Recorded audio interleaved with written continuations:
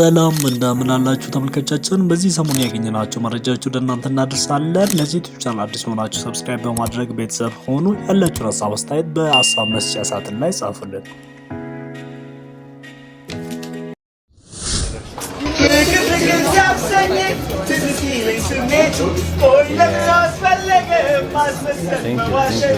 አንቺ ደግሞ ሪስፔክት አድርገሽ ስለመጣሽ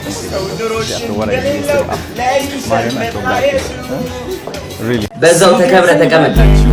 ጌታን አዋርዳለሁ፣ እግዚአብሔርን አዋርዳለሁ፣ ይቅርብ ከኔ ጋር። ሰው የሰጠ ቦታ አለ፣ እዛ ቦታ ላይ ተቀመጥ። ማንም አያውቅም፣ እኔ አውቃለሁ። ጥግረስ እረፍ። እኔ እኮ እንደሱ ብሆን አሁን አዋርጄው ጨርሻለሁ። እግዚአብሔርን ስለሱ አውርቼ ገባ። እኔ ግን እንዳንተ ባለጌ አይደለም። ሰው አክብሯል፣ ያከበረ ቦታ ላይ ተቀመጥ። ካለበለዚያ ግን አስቴርዬ ትሙት አወራና ስላንተ ከዛ ሰው ይንቃል።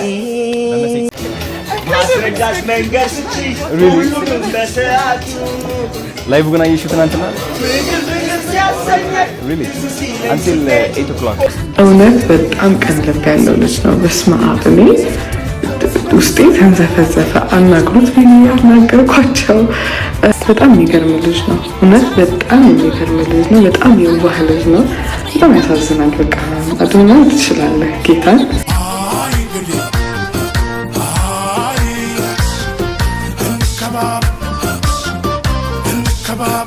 ሁሉንም በሰዓቱ ፍቅር ሲያሰኘኝ ትዝ ሲለኝ ስሜቱ ቆይ ለምን አስፈለገ ማስመሰል መዋሸት? ለምን አስፈለገ? የራቁት ቪዲዮ ይኖረዋል። ምክንያቱም ሌላ አብራችሁ ነበራችሁ እንዴ? አዎ እንዲያውም ላይቭ ላይ አንድ የተለቀቀ አይቼ በሳቅ ስሞት ነበር። አሁን እሱ ተለቆብን ነው። ሰሞኑ በማህበራዊ ሚዲያ ላይ እያነጋገረ የሚገኘው ስለ አዶናይና ስለ ሞዴል ሀሴት አንድ ላይ መታየታቸው ነው ማለት ነው። እንግዲህ አዶናይ እዛ በኢትዮጵያ ንግድ ባንክ በታዋቂው ሼፍ ኢንተርናሽናል ሼፍ የሆነው በማርከስ ኢንተርናሽናል ሆቴል እሷን ይጠራታል፣ ይጋብዛታል። እሷም ደግሞ ጥሪውን ተቀብላ ወደዛ ትሄዳለች ማለት ነው። እዛ ስትሄድም ጥሪን አክብረሽ ስለመጣሽ እጅግ በጣም አመሰግናለሁ ብሎ እዛ ጋር አክብሮቱን ሲሰጣት እንመለከታለን ማለት ነው።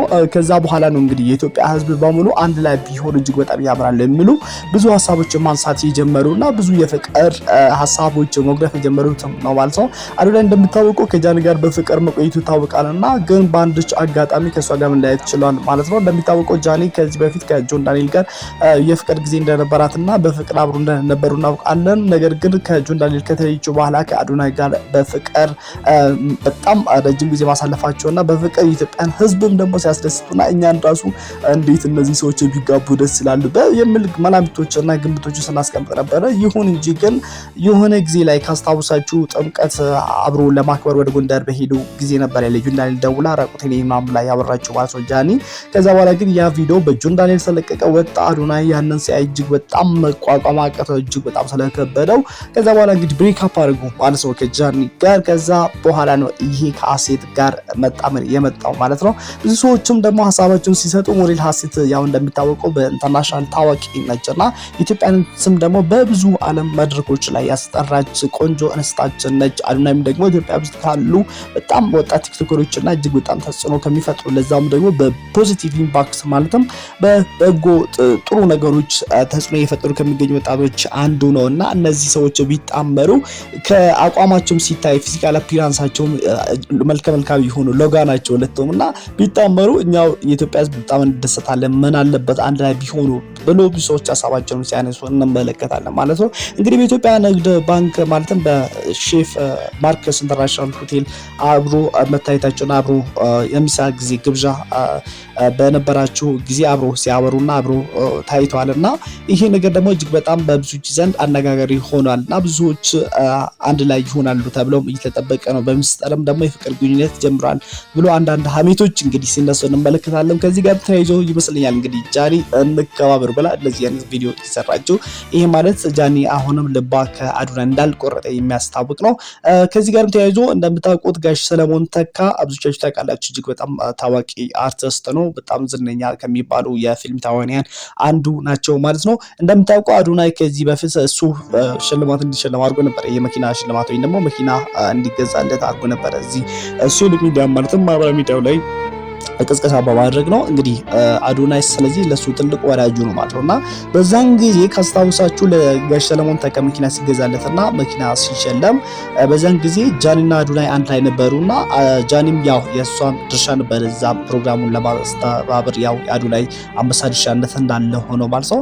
እንግዲህ ጋሽ ሰለሞን ይነን ሲሰሙ እጅግ በጣም አዝኖ ነበር። ምንድነው የሰሙት ስትሉም ደግሞ ማለትም ያው አዶናይና ማናት በዛች በጃኒ መካከል በተፈጠረው ነገርና ሸምግልና መጥቷል። እንግዲህ አሁን ባካችሁ ኢትዮጵያ ሕዝብ አዳርሱልኝ ብለው የራሳቸውን ሐሳብ አንስተዋልና እኔ አንድ ላይ ሆኑ ተመልሳችሁ ተፋቅሩ ማለት አልፈልግም፣ ግን ደግሞ አብራችሁ አሳልፋችሁ አብራችሁ በልጣችኋል፣ አብራችሁ ጠጥታችኋል። ኢትዮጵያ ሕዝብ አንድ ላይ ብዙ ቦታ አይቷችኋልና ባካችሁ እኔ እንደ ትልቅ ሰው እንደ ሽማግሌ ብዙዎች ከዚህ በፊት ሽምግልና ሄጃለሁና እናንተ ልጆቼ ናችሁ፣ ለኔ እናንተ ወዳጆቼ ናችሁ፣ ልጆቼ ናችሁ። በጣም ነው የምወዳችሁ ሁለታችሁንምና ተያይታችሁ ማየት ለኔ በጣም ይከፋኛል። ምንም ነገር ቢሆን ይቅር ተባባሉና ይቅርታ ተደራርጎ ብሎ ሲማጸኑ በቪዲዮ ወይም በተንቀሳቃሽ ምስል እንመለከታለን ማለት ነው። እንግዲህ አዶናይ እስካሁን በዚህ ጉዳይ ምንም መልስ የሰጠው ነገር የለም።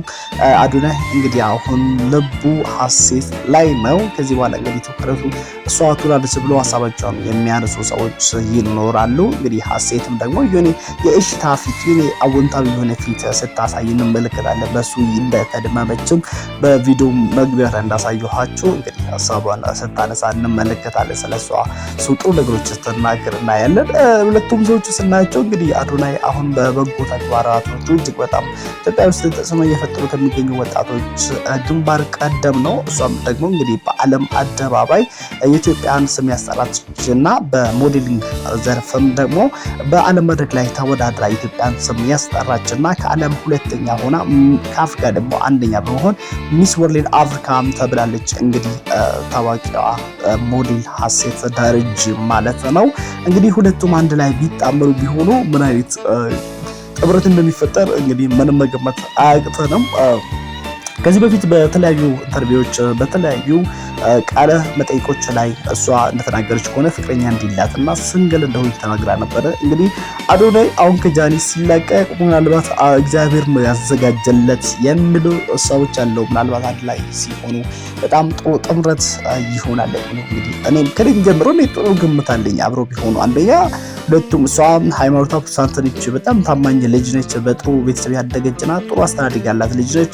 አዶናይም እንደዛም የዋ ነው፣ ገራገር ልጅ ነው። ውስጡ ምንም ክፋት የለበትም። በጣም ለሰው የሚያስብ ሲያፈቅርም ደግሞ ከልቡ በንጹህ ልቡ የሚያፈቅር ልጅ ነው። እንግዲህ ስለዚህ ደግሞ እንዴት ታውቃለህ አንተ የቅርቡ ወዳጁ ነው እንደ ብላችሁ ጥያቄ ሊሆንባችሁ ይችላል። ይሁን እንጂ ያው ከጃኒ ጋር ካሳለፈ ነገሮች እና በየሚዲያ ላይ ሲመጣ ደግሞ በየጊዜው እንግዲህ የልብ ልቡን ሲናገርና ውስጡን ያለውን ነገር ሳይደብቅ በመናገሩ እኛ የኢትዮጵያ ሕዝቦች እሱን እንደምናውቅና እኛ በማህበራዊ ሚዲያ ላይ እሱን አውቀን ልክ ወዳጃችን ወይ ደግሞ የረጅም ጊዜ ጓደኛችን እንደሆነ አይነት ስሜት እንዲሰማን ሁሉ አድርጓል። ምክንያቱም ሁሉም ነገር ሚዲያ ላይ አምጥቶ በግልጽ በመናገሩና ሁሉንም ሰዎች በማመኑ እጅግ በጣም ጥሩ ልብ ስላለው እንግዲህ ማመን ይችላልና ስለዚህ የፍቅር አሁን የአዶናይና የሞዴል ሐሴት ግንኙነት ወዴት ይሄዳል የሚለው ነገር ደግሞ ተከታትለን ወደፊት የሚፈጠረው ነገር አይተን መልሰን ቪዲዮ ሰርተን የምናሳውቃችሁ ይሆናል። እስካሁን ስለተከታተላችሁ እጅግ በጣም አመሰግናለሁ።